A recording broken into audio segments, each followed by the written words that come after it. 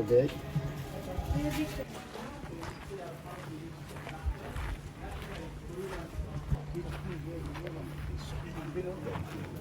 It's only around 10 years old, so that's only around about 15 to 20 years, sorry. But Gerald does look like he is still having a nap, so as we're walking around, everyone keep an eye out on this tank. Gerald may come up and stick his head up, or he may hear a hiss. That's him coming up for a breath, and we can all walk back over and see him.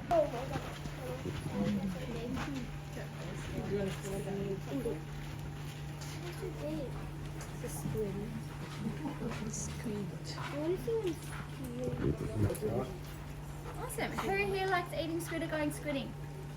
Likes to eat. Some of us look a bit hesitant to put their hand up. Don't worry, I'll do it too. I'm not here to tell you off or lecture you. I'm actually going to tell you that that's a great choice. So squid are really sustainable. If everyone on this whole planet ate squid for one meal a day, we wouldn't even. It's what makes them so sustainable. They also have excellent eyesight. So you guys, I'm sure you can all see there's two large eyes on either side of his head. And let's have a look how we go. Gotta feed him first. Okay. Distract him, and then we'll go for the squid. He's thinking about it.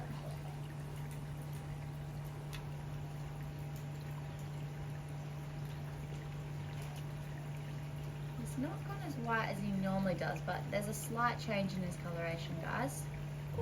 And he's gone all dark again. And how fast they eat it as well, or how big the portion is. So in between those two large eyes, there's a lot crammed into their small little heads. So their brain is actually shaped like a donut. They're lionfish. So he's an algae eater. He also eats Anastasia. They're lionfish. Awesome, guys. So, the difference between poison and venom, if you don't already know, is poison you have to use. So, if you're something like spines or a bite. So, these are our two examples here. I'm going to start off with our Indo-Pacific lionfish. So, venomous spines that run directly down the centre of their back. If you're stung by a lionfish, you're not going to die. It's just going to be super agonising pain in that localised area for around about 70 hours. So that is a long time to think about what you've done and what a lionfish has done to you. There is no anti-venom either. The best thing you can do for yourself is submerging the area of that sting in some really hot water. That'll break down the proteins in the venom. Pretty much the only thing that can help you feel a bit better or have some instant relief. However, if you guys are swimming or snorkeling, you happen to see a lionfish, you don't have to freak out. They won't swim up and sting you for no reason. The most common way people get stung by these guys here in Australia is due to the fact that they will hide from their predators under rock ledges, in them or legs on them or kick them. That's how my brother-in-law got stung by one here in Shark Bay. So he's a freediver, loves his crayfishing as well. Was out diving on the reefs, had his noose on him. Saw a nice big cray at the back of his he's a pretty tough bloke, and he was in quite a bit of pain, which I can definitely say was around about 70 hours, but must not have been too bad at the time, because he still came home with a crayfish that day. In some countries over in the Atlantic and the Pacific Ocean countries, they thought that they were pretty gorgeous fish to have on display, put them in their honeycombs or in large waterways. They started selling them in markets as well. However, they soon did realise that these are not a very friendly fish at all, and they were eating all the other little fish in these environments, destroying their tanks. So there's waterways where they really shouldn't have been in the first place, and they have overpopulated these areas due to that lack of predators. They are wiping out fish species, reef environments as well. It's turned into some divers in a lot of those countries. They're full-time jobs. They're heading out to the reefs and culling as many as they possibly can. The public are also encouraged to do so. So there's no bag or size limits on these guys. You can take as many as you want. You're actually encouraged to because you're helping out. So people started to eat them as well to try and help out with the issue. All you have to do to eat lionfish is grab yourself a pair of scissors and snip off all 13 of their venomous spines at their Yeah. So a bit of a weird career choice for some. Still around 3 to 5 people die each year from consuming that dish. So it's crazy why people would take that risk in the first place. Last thing before we move on, anyone been to Monkey Maya yet? Or seen the dolphins? Probably heard of them. Yep, these dolphins have been a little bit cheeky over the last few years. So I don't know if you've heard what they've been up to. What they have actually learned to do to these pufferfish is to tamper with them. So they make them a bit angry so that they puff up. And when these pufferfish do that, they actually excrete a poisonous mucus through all of their skin cells. And those dolphins over in Monkey Maya are so intelligent that they have learned that when they inhale that mucus, they actually get really relaxed for around about 7 hours. But they do receive a bit of a narcotic high from the goldfish. It's pretty unbelievable, but Monkey Mia is known as a bit of a hotspot for it.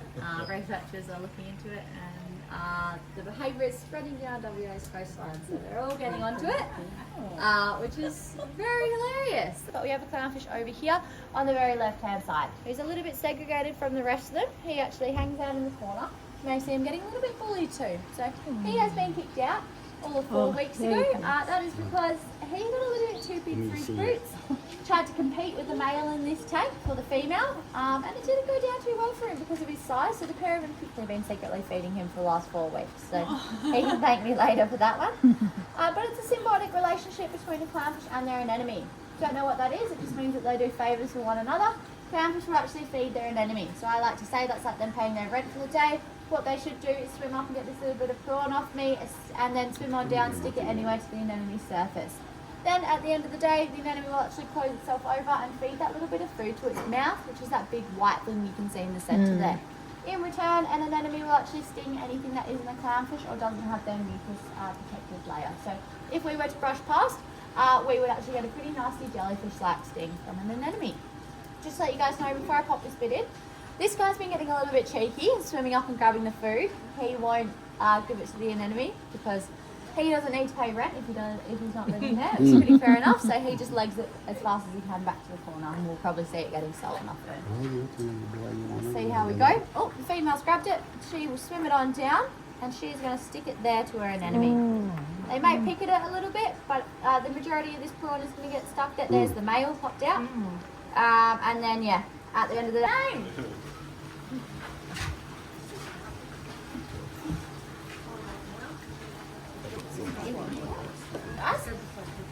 We call it that because if you were to go for a snorkel or something like our friends Perry National Park out at something like Bottle Bay, these are some of the really common fish that inhabit those reefs. I'm going to start off with these light blue fish with all the yellow fins on them. They're what are called inshore sturgeon tangs.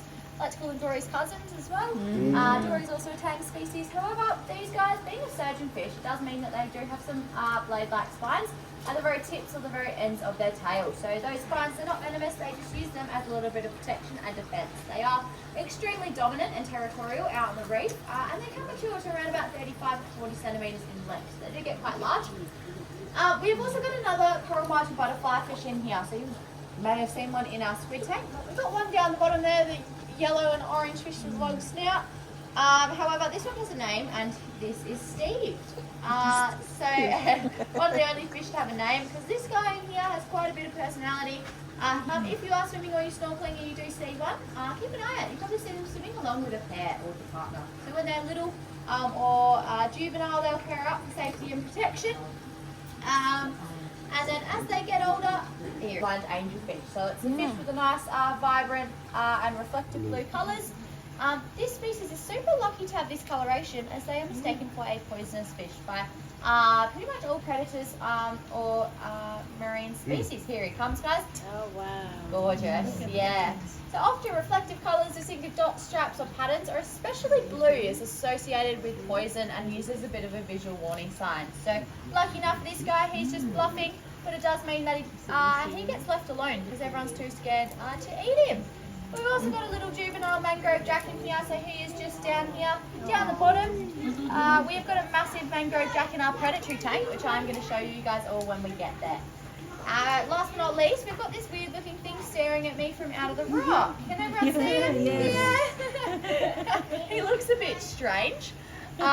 He's called an eel blenny. However, he is actually not related to an eel or a blenny one single bit. So that is actually a species of fish. I like to say he's just one very confused fish that behaves and acts exactly like an eel does. But it's something that we like to call conversion evolution. So over time, he has actually gotten longer and longer to actually intimidate or mimic an eel to become more intimidating, which is really cool. But he's also very shy. So I'll give him some food, just distract all the rest of them over there. You want it? Get it. No. No. Get it. We will get it. Oh, don't be shy. Somebody will get it. There we go. Yeah. All right. Gotta get it. How long have you ready. Guys, so this is what we do like to call this our alien tank, but most of all, it is our Moray eel exhibit. So I actually cannot see our Moray eel at the moment, thinly blind. They do want to be hidden from their predators at all times. When they want to ambush their prey, what they do is they rely on their powerful sets of jaws and their amazing scent of smell to do so. So I say sets of jaws, these guys are actually two sets that are located just behind one another. It helps them always to remain a point of contact on their prey. So latching on with both sets, they work individually. Sniff it out, get a nice easy meal once it's gotten nice a week or passed away. And have a look at our stonefish exhibit.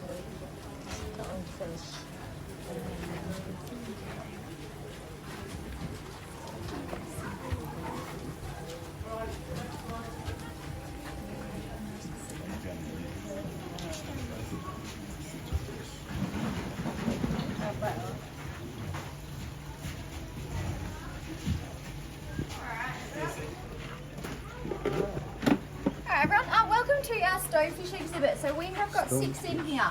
I think they're all over here on this left-hand side of the tank.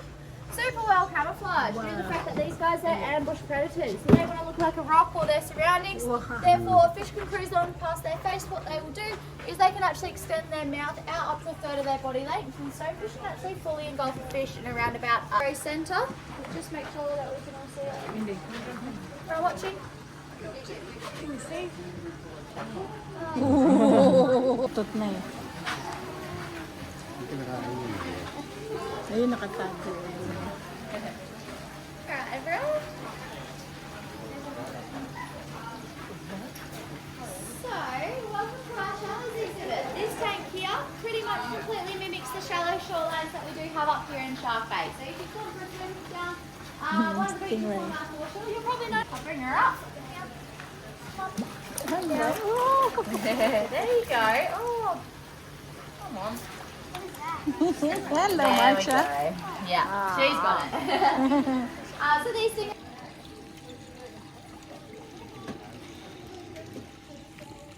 Population here in Shark Bay did start to increase a little bit. It did cause a bit of concern. So the old owners, they got given a small grant to breed and release 25,000 chicks back off ground to the line, straight to the bag. Blue and their feet as well. We do, however, have some other fish species in here. So we've got things like barcheat, coral trout. There is one resting all the way down to the nice dark grey colour. We've got things like franklin cod in here, and things like spangled emperors in here as well. Pretty much all these fish are what Family of stingray. Daddy, mommy, and baby.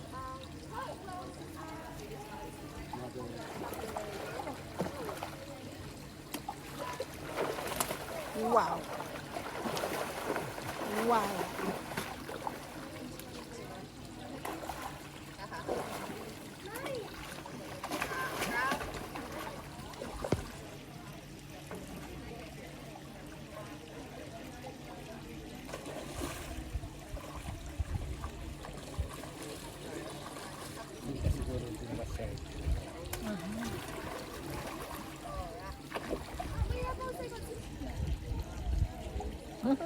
Look at that. Eating fish, eating fish. Alright.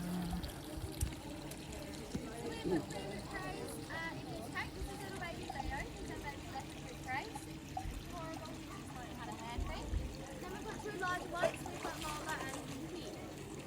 Stingrays have these things that are called spiracles. They're located just in front of their gills. They're kind of like valves. So they are to pump water through their gills. So have a look at Mola and Pinky come up. You can see them really nicely. Even if they expose those spiracles out of the water, you can actually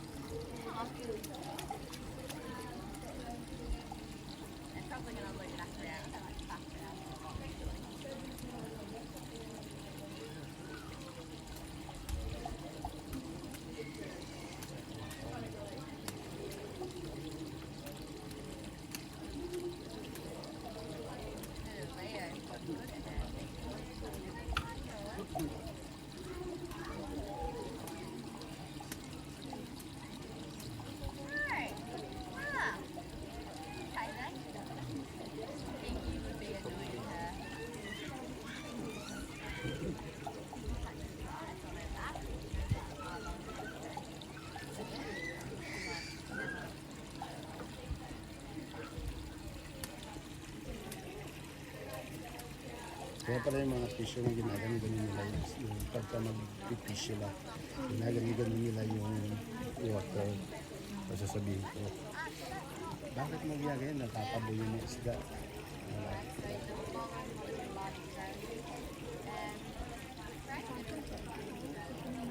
Sarap.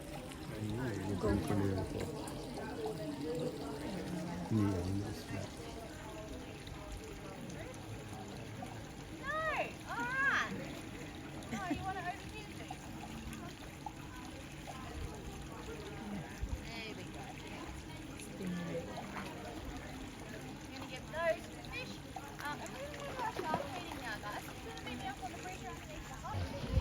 Sinisave ko na yung battery ko for... Here comes the shark. Yep.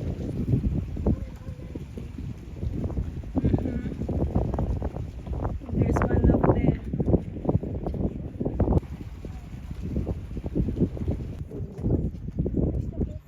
No, it's pink. No, it's a building. What shark is that? That's a big shark. Tiger shark? Tiger shark. Mom,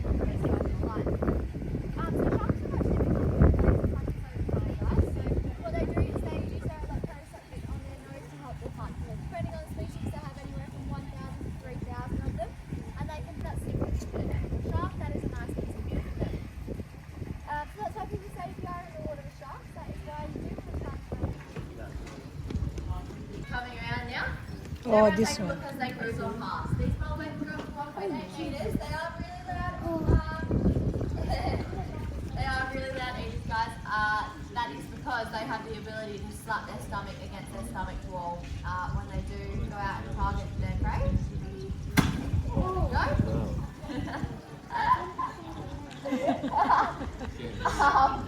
That stuns their prey. It also scares a lot of us when they do that. I feel like I've only just gotten used to it. I don't jump anymore. But our barramundi also do that same thing. So I've got our female barramundi just under Oh, here you go. and this is saltwater barramundi that are actually the only two fish in our whole aquarium we can't find here locally. So everything else is all nice and local to the area. We have also got some big gold-spotted estuary pods in here. So there is two in front of me. Big Malabar pod over here on the left-hand side. These pods are super important when they do get to this large size. That is why we protect them when they're over a metre or over 35 kilos. That is due to their importance out on a reef structure.